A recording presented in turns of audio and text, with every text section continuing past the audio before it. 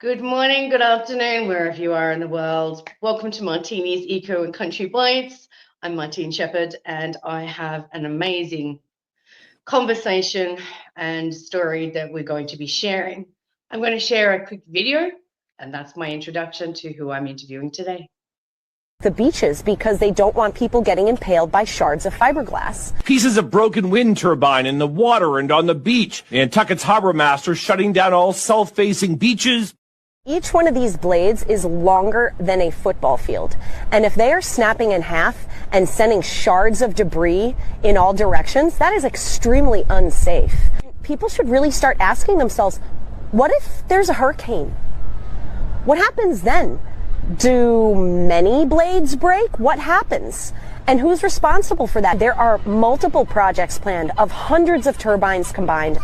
Hundreds of turbines. There's probably going to be like 1,000 turbines in that block with blades longer than a football field. Nantucket, they have closed the beaches. Welcome to Martini's Eco and Country Bites, the wonderful, beautiful soul, Mary Chalke from Nantucket in the USA. Welcome, Mary. It's been some time in the works to connect, I think. Yeah, it's good to be with you. Thank you.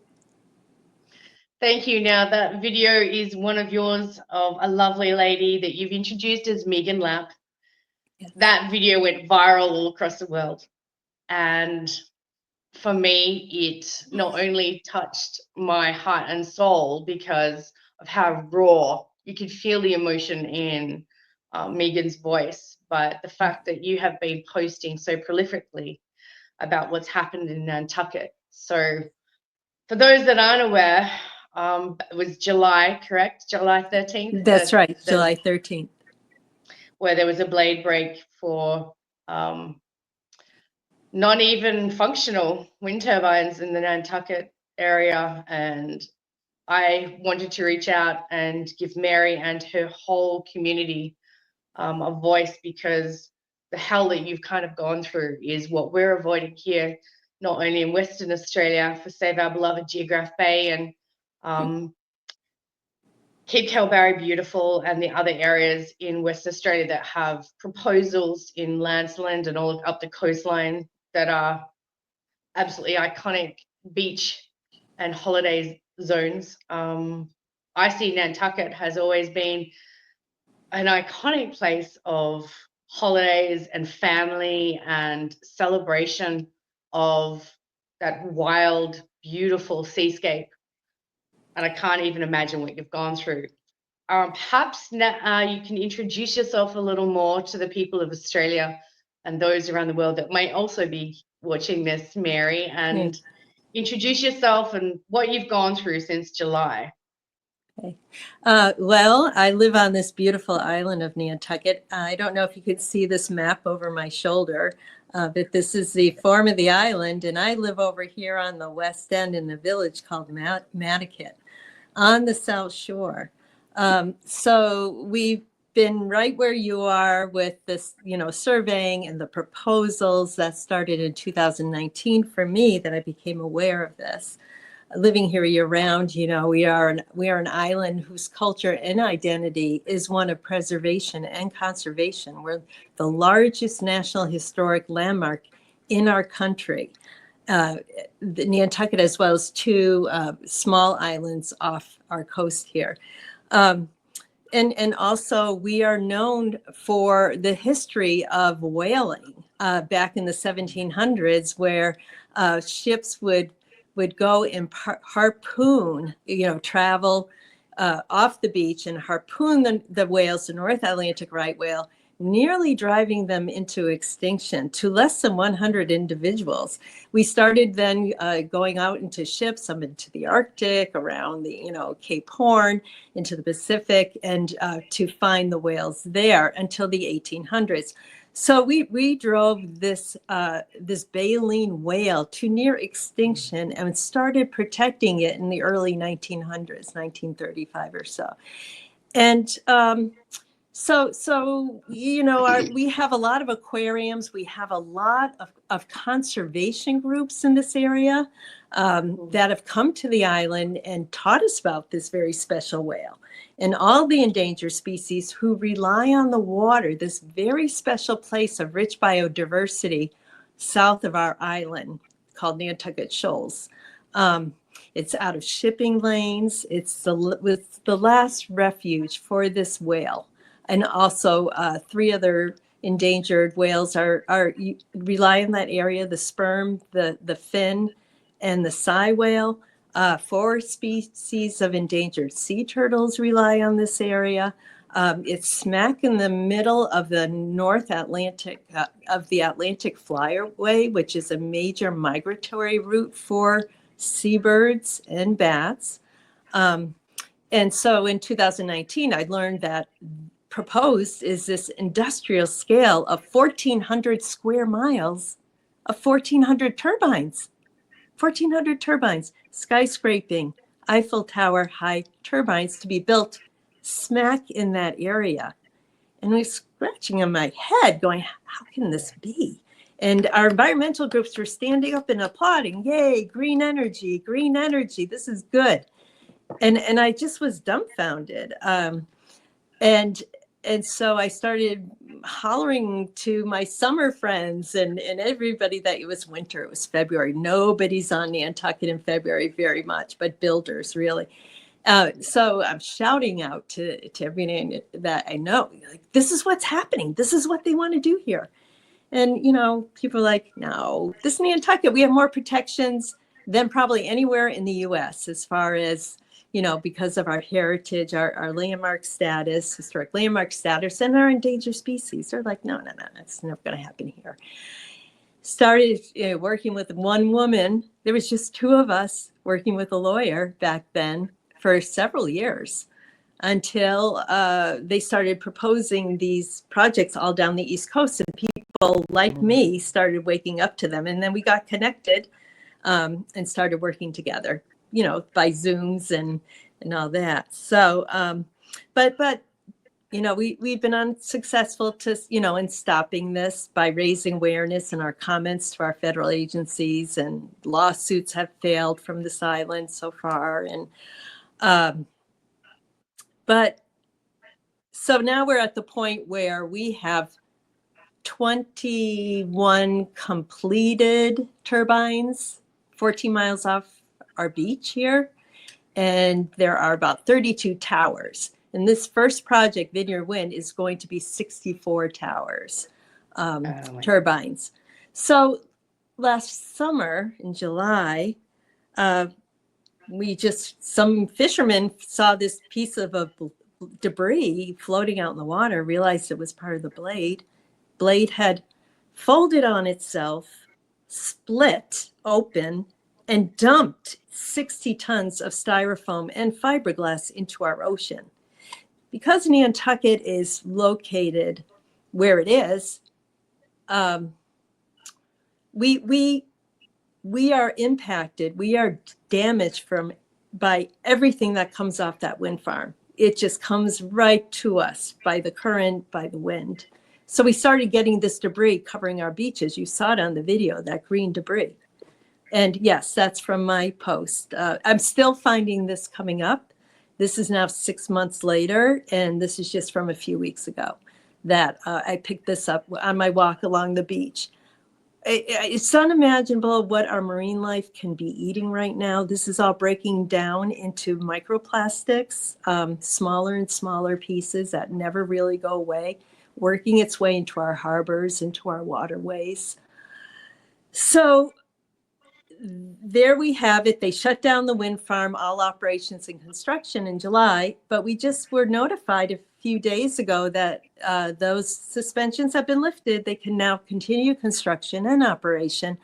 Oh, and also all 66 blades that have been installed in those 22 turbines are now have the same defect and are vulnerable to collapse too. But they're going to take them down. I saw that announcement where they said that they are wanting them to be replaced because they're defective. They were made incorrectly. Right. the adhesives and the other components in the engineering construction of that have failed completely, and all of them need to be removed. Right. The Right. cost of that alone. Yeah. But the really disturbing part of that is they're allowing construction. So they're allowing them to sort of swap them out.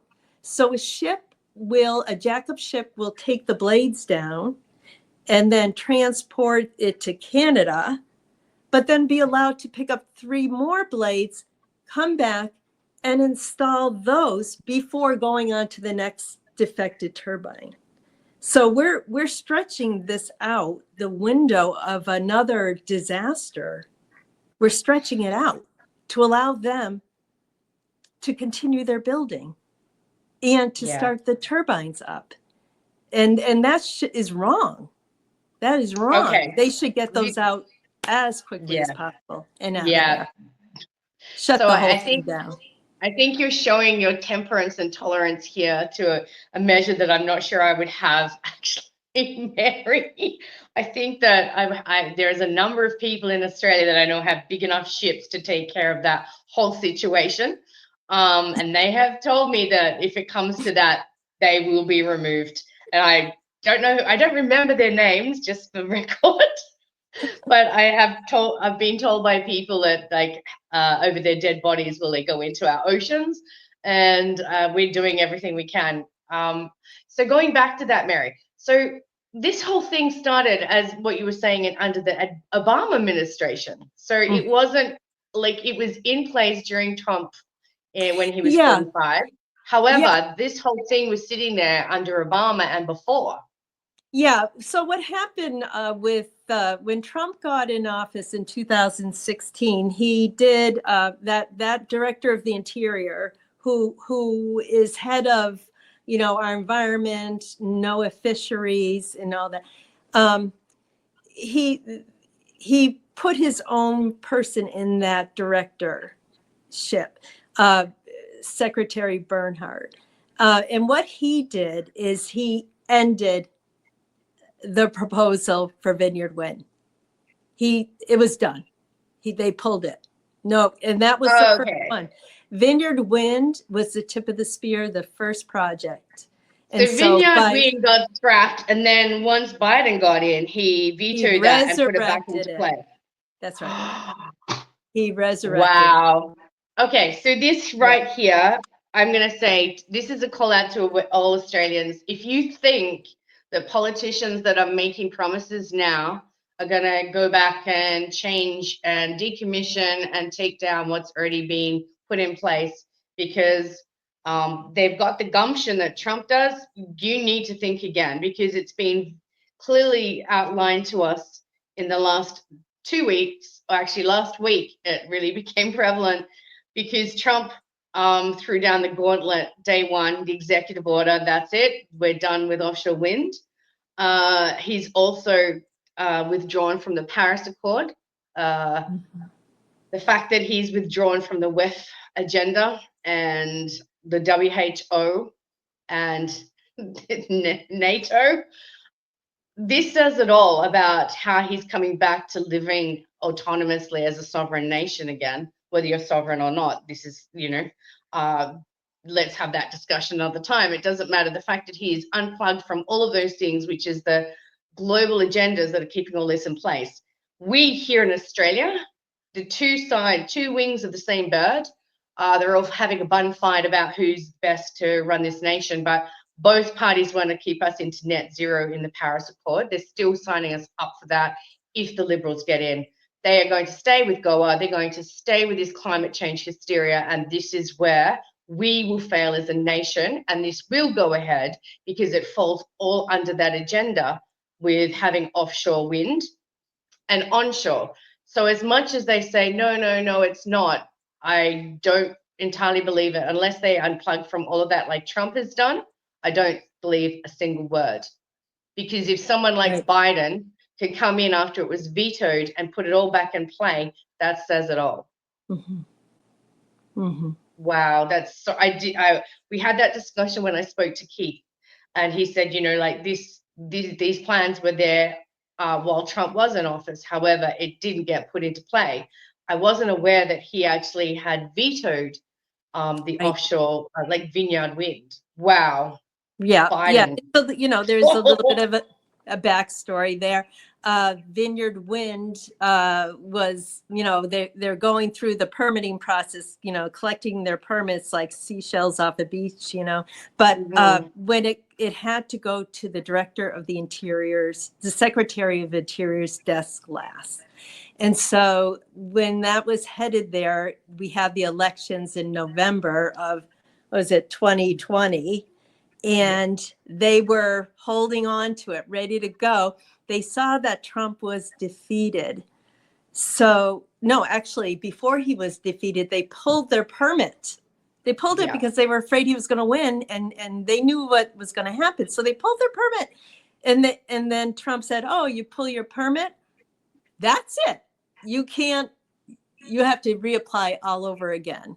And then his counsel to the Interior, the legal counsel, found, his opinion. His opinion was that it was violating the Outer Continental Shelf Act, which means that you can't push an existing industry out for a new industry. And so that was like the final stake in the coffin of offshore wind. But then they saw Biden won, and he permitted it. His Interior guy, Biden's, like within weeks, and it was told he was inaugurated in January, and Vineyard Wind was finally approved in May, within months. And when did construction actually start then from that time frame? Yeah, well, they broke ground in November of that year, 2021. They broke ground, but on land that was about constructing the substations and the cable landing on the mainland. They started pile driving in June of 2022, and so with 20. I'm trying to think. They started pile driving 22. It might have been in 23 because the blade broke. Anyways, it was 22 or 23. The first pile. Wow. Broke. It was like a stake in my heart. I remember that day. It was like stake right through my heart when I heard the pile driver was out there. Well, I think you and I have a very similar connection to the stewardship and protection of, vulnerable beings. I'm not even going to call them animals because they're super highly intelligent. They live longer than us. And they have very complex families and social systems. And the fact that they have been here and keeping our oceans healthy and stewards of the ocean themselves, as far as I see it, they're such a benevolent animal. And to see that, knowing immediately those pile driving started, that dolphins and whales started dying. Yeah, and we couldn't understand. So when I started doing this work in 2019, I tried to learn everything I could on reading permits, and I learned that NOAA Fishery, who are supposed to be stewards of our endangered marine life, actually was proposing something called an incidental take authorization for this endangered whale, which means that they would be allowed to harass the whale during construction, which means disturbing their breeding, their nursing, their navigation, their communication, all those necessary behaviors for survival. They were going to be able to disturb a certain number of whales, of these right whales. And so during, as I mentioned, they were less than 100 at about 1935, but then they had slowly started to recovering to about 450 individuals.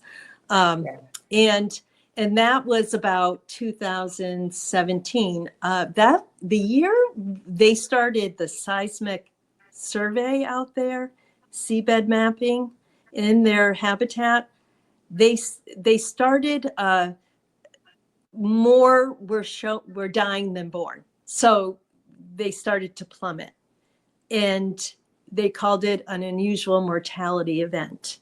The minke whale also their population was starting to decrease. They were finding whales washing ashore, and the humpback whale were all included in this unusual mortality event. And so our environmental agencies are in an uproar about the fishing practices and the vessel strikes, totally ignoring the offshore wind development in their habitat. And so we were scratching our heads, like, how can this be? So we started investigating the environmental organizations along the coast and the stranding teams. And we found, just through accessing their annual reports, public records, that they were taking money from the wind companies. And that is criminal. And Absolutely it wasn't exactly criminal, but how can we trust them? What they're saying. Well, it's called silent money. Let's be honest. Like, yes. When a corporation comes in and makes large sums of charitable donation to an organization that would expose their corruption, their criminal activity, I find that if you've bought off someone to hide your criminal activity or to silence the science and data, yeah, that makes you an accessory to the crime. That's how I see it. It's pretty simple to me. So even the stranding teams who are showing up, and permitted to do the investigations and necropsies on these whales also have taken money from the wind companies. Some actually have members on their board members who are on the wind company administrative team. Like, come on. It's right out there in plain sight. But they say, no, it's not offshore wind. It's not offshore wind. But they're not properly investigating. Yeah. Then they say vessel strikes. Well, now we have hundreds of miles of new vessel traffic out there with the construction vessels in their habitat that used to be free of vessel activity.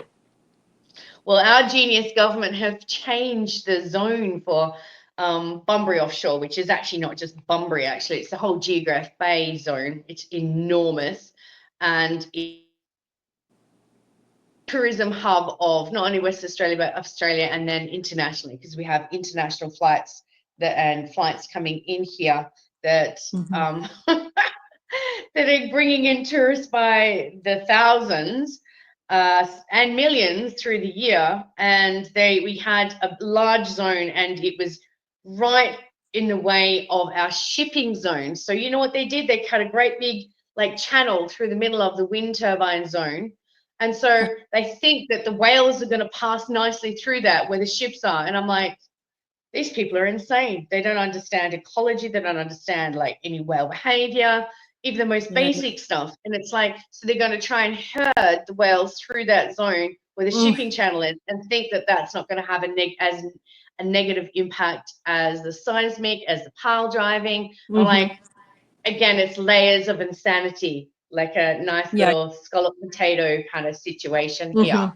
That is the one thing that came up when I was talking to Keith, not only about the whales. He said it's affected so much of the fisheries. He said that in the area where he is, 50% of the scallop population has been lost in the last 3 years. Right. So if they're filter feeders, they freeze up and paralyze from trauma. And this is where I got very emotional, and I'm pretty good at keeping control of it when I need to, but I really struggled because knowing that these animals are continually experiencing trauma from this process. It's not just noise. It's not just seismic activity and being exposed to all kinds of activity in their habitat that they're not used to. And then, of course, we're not even getting into the fact that you have soft substrates there. We have coral reef systems they're going to be cutting through. Coral reef systems with a huge biodiversity that is a hot spot on the planet here. We have the most unique marine biodiversity in the world because we have the most southern temperate coral reef systems. No. Mary, it gets to the point where you could get very depressed about it, or you could just keep standing up and fighting every day. And I must say, I take my hat off to you for, you've been doing this since 2019, and that takes some serious gumption. That takes some commitment on a level that my heart goes out to all of you, because I can't even imagine what it's like when that pile driving started and you started seeing all of those animals dying. Right. Yeah. You know, I think at some point, I mean, I must quit every day, and then something nudges me in the morning to keep going. Choice is really taken out of this at this point. You know, we just have to keep doing this. And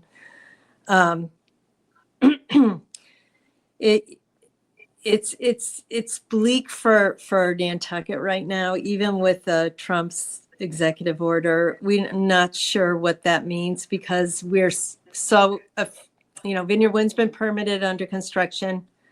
We don't know what this means. There's a few more wind farms off here that are already received final permitting.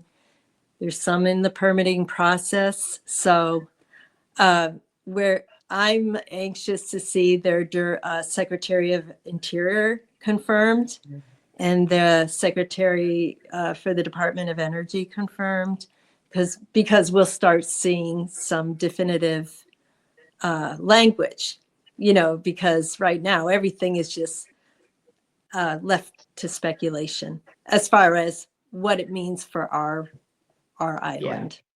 Yeah. I'd be pretty happy if I were in New Jersey. I really would.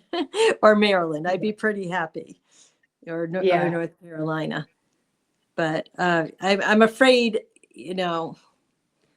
that there's a sense of relief here that's a little bit false for my fellow islanders.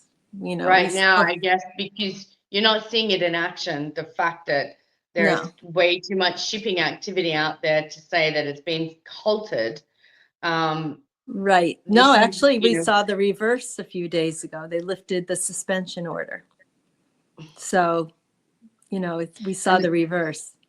So people understand, the suspension came in because of the blade failure back in July. And what happened was that there was a stopping of all of the installation of those blades. They're going to be removed. I saw that whole thing being announced, where they have said that all of those blades have been a torsion failure or a construction failure. And the whole thing is that they have to be all removed now and replaced. And the fact that that would even be allowed at this point is a disgrace. Yeah, and we also know that there were cover-up in the manufacturing plant, and there are layoffs because of that. So we know there was cover-up at the plant. And when did they know, and what did they know as they were installing these blades? There needs to be a serious investigation here. Yeah. Well, I think I mentioned just before we started recording that I have put together a letter myself to Congressman Jeff Van Drew, and I've asked him to forward it to President Trump's, I guess it would be Minister for Interior, because at the moment that Trump came in and threw down the gauntlet with this, it caused a ripple effect all throughout Australia. And I said that I knew that was going to happen as soon as, and I said, I can't wait till Trump gets back in. And I think it's vital that we keep sharing these stories worldwide, because we are talking about a medium that is worldwide. We know how much whales migrate. And if we don't start taking serious stewardship of our oceans, then we are doomed, because at this point, the thing that connects us the most, and the one thing that really disturbed me, was with this whole incidental takings and harassment authority. Keith was telling me when he went out and he was doing underwater acoustics he didn't tell me the distance he was from the pile driving, but it was 242 decibels underwater. Mm-hmm. Now, we know at a certain, I think it's between 110 to 100, or 120, 130, 140. Within that spectrum, from what I've seen, is where whale eardrums are perforated, so they actually explode. So the thing is that we're talking about double that for most whales tolerance levels. So that's deaf whales are dead whales. Exactly. That's right. That's just whales. Then we're talking about all the other animals that are so sensitive to acoustics underwater, because that's how they navigate. Keith was saying that even it's affected the squid population. Now, that's where I don't know a lot about squid. I know that they certainly migrate through the stratification of layers of the ocean. I know that much, and I do know that their movement is very much to do with the tides and the light factor between the sun, the moon, all that kind of stuff. And fishermen know much more than me. But my concern is if we're getting people saying, oh, other species will come in and take over their place if other species die off.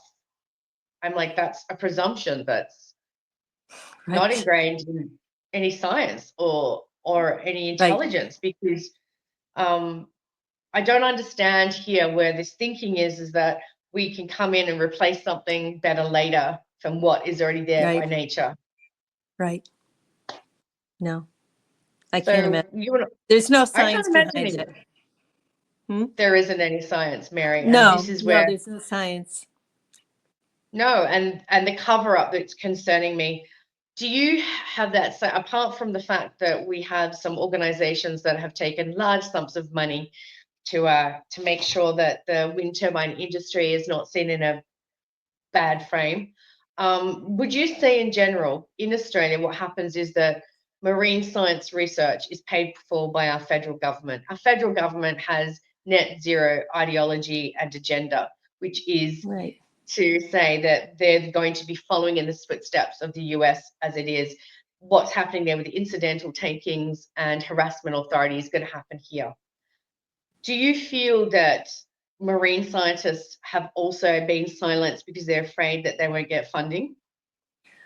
Well, we do know NOAA Fisheries, who I mentioned, is our government agency who are charged with the welfare of our endangered marine life.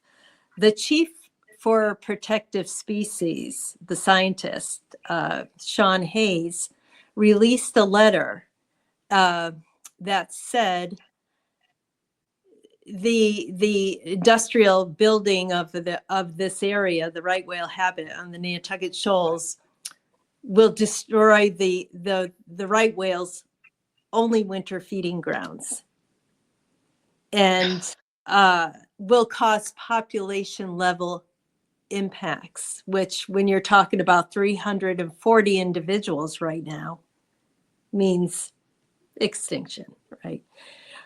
So he did release that letter to his, the head of BOEM, but then that was the end of it. There wasn't any change. Accountability, transparency. Yeah, they still, the South Coast Wind Farm is smack on that area, and so they are beholding to the people who are writing the checks, right? I mean, scientists are, they're going to justify the conclusion that agency wants. Do you have do you have people that are locals, that are marine researchers, that have the credentials, that have the experience, that are also talking out and working with you to protect them? Have you got anyone that's on your team that does that, or is that just... Yeah, well, we do have a wonderful acoustician who Keith went out with, Rob Rand, that he just went out and dropped a hydrophone, a certain distance from the pile driving and the sonar activity and measured. So we're really blessed to have him. because Yeah. he is able to write up papers and submit them to our federal agencies, and they're not acknowledging his work, of course. Of course. It's very valuable work. Other than that, we really don't have, say, a whale biologist working with us. Or This breaks my heart, Mary. yeah, Like, makes me so incredibly angry. Like, I have to, like, people go, "Oh, you're so sassy." I'm like, yeah, you have no idea. Like, I calm it down. I temper it so much. It's like my bad language when I was living in Canada, they had an expression, it was called trucker mouth. And and it's like I've had permanent trucker mouth for the last year and a bit since this all kicked off. And like every time I do an interview, I'm like trying to compose myself. I'm like trying not to develop Tourette's and say what I really feel about these people. yeah, I'm like, yeah, absolute bastards is what I say. I like that's the most calm down word I can say is like bastards. Like we know it's much worse. yeah. I You know, can't those, comprehend. I can't yeah, comprehend how we have gone from protection of endangered and vulnerable and critically endangered species, because even under our own EPBC Act of 1999, I don't understand how our government can throw all of that out the window, by the wayside, completely ignore that we're no longer protecting these animals. We're putting them directly in harm's way. We're putting infrastructure in their environment, into their habitat, their home, and justifying it to say that we're going to possibly get some intermittent energy from this, mostly for industries that are still under the same umbrella and agenda as like these green hubs. I can't comprehend how we've gone so far down. It's like we've gone right. from first world nations to second and third world nations now, Mary, and it makes me very angry. Yeah, so much money behind it. It's billions and billions of dollars behind this. Yeah. It's mind-boggling. Yeah, And the thing is that what the great thing is when we see an offshore project start to fail or people have withdrawn, that is a great indicator worldwide that things are failing, because they need one zone from one country to be able to feed into another, so it makes it viable. And what we're right. seeing here is we've got a number of companies. OceanX have declared that they've folded. I spent almost 3 days trying to connect with our own federal department here, which is the DCCEW, which is the Department of Climate Change, Energy and Water. So it's interesting that when I got through to them and asked about where things are at with, our closing date is today for the feasibility license applications. At no point do they even have some kind of transparency in Right, showing us who's already put in the applications, not right. whether they've been given permits or that they've been successful. It's like, who has submitted, who is the last standing here, because we know a lot have fallen by the wayside. So OceanX have declared they're folded, and I spoke to the department and they said, if OceanX, who I have been informed that their CEO allegedly is now working for another company, so the company is just a shell company that literally has no employees working for it anymore, because the CEO is allegedly working somewhere else, and yet they still have an application in perhaps. And I said, isn't that fraud? And they said, well, if they're no longer a functioning company, they can't come in. Their parent company, which is Equinor, cannot even come in and take over that project because they're not an Australian company, they're a foreign corporation. So foreign corporation is trying to take over all of our oceans. And I say, the people need to rise up and kick all of these bastards out of our oceans once and for good. And we will never forget this. I think we're going to have some kind of, for me, I'm a tattoo girl. I'm like, we're going to come up with some logo that we stood united against these bastards all across the world to stop this, for the destruction against beautiful, pristine habitats and our habitat protection Right. all of our protocols went out the window. There was no precautionary principle here. The fact that we installed these things into a habitat that we had no comprehension of, because even now, marine scientists still struggle to clearly articulate the very fine interdynamics of marine species, because it's not our habitat. To do it terrestrially is much easier. For us to go into the ocean and understand the interdynamics is much more complicated. So for me, I'm so angry because we have destroyed things already that we do not comprehend. Right. So let's come up with some tattoo idea, is what I say. Because after all of this, we are going to put this to bed once and for all. Maybe we'll just all meet somewhere, Hawaii, maybe halfway. Yeah, I hope and so. celebrate. Yeah, celebrate ending this. Yeah.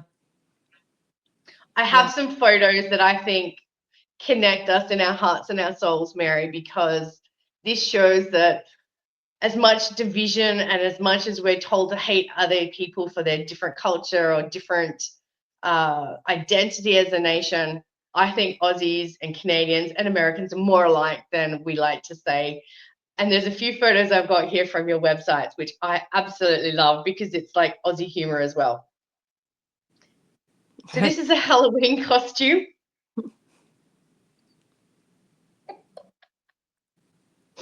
And this is one of your wonderful locals here, Save Our Scallop, doing the one finger salute. Or as we say here, it's flipping the bird, or the birdie you call it. So I think that, you know, saving your scallops, I think, is essential, like it is everything else. Mary, would you like to finish up on some pearls of wisdom and maybe some positivity? I know it's very intense, these conversations, because we're talking about the destruction of a whole environment as well as so many of those species. Yeah. Well, I think you were saying it correctly just a few minutes ago, that conservation is the greatest uniter. And also this new environmentalism that green is good and we have to save the planet, we have to destroy the planet to save the planet, is just down a road that we've been taken. And I think it's time to connect. People have to, I know around me, I can speak for myself in Nantucket, but we've lost our way with the environmentalism, and just to get back to conservation, protecting wild beings, protecting wild spaces. And also this should be rocking your world, and to not give up, to listen to your heart, because that's, you're just getting, you're listening to your heart. This is heartbreaking, and to not give up, and to, even if it's just one person in a community, it all starts with one person, and then there's two, and then there's three. And then, you know, before you know it, someone's calling you from Australia, you know. So that's what I want. It's about changing hearts and minds. You know, the politicians, when there's money involved, you're not going to change anybody's mind. But it's my neighbor. It's the people that live around me. It's my children, my grandchildren. I do it for them. You know, what kind of world do I want for them? I want to teach them about nature. And people will protect the things that they love and they invest energy in, and that's the thing with converting people that are in the gray and the brown zones when it comes to campaigning and awareness in the community. Thank you so much, Mary, for your time. Thank you, and your commitment and love, stewardship and protection of that part of the world. Right, you too. Thank you. From one mermaid to the other, I'm sure. I say thank you. Good luck. Thank you so much. Yeah. I will chat to you again soon. Thank you so much. This has been Martini's Eco Bites on Edge Radio. Wow. We have got this, people. People power is what's going to win this. Thank you. Thank you.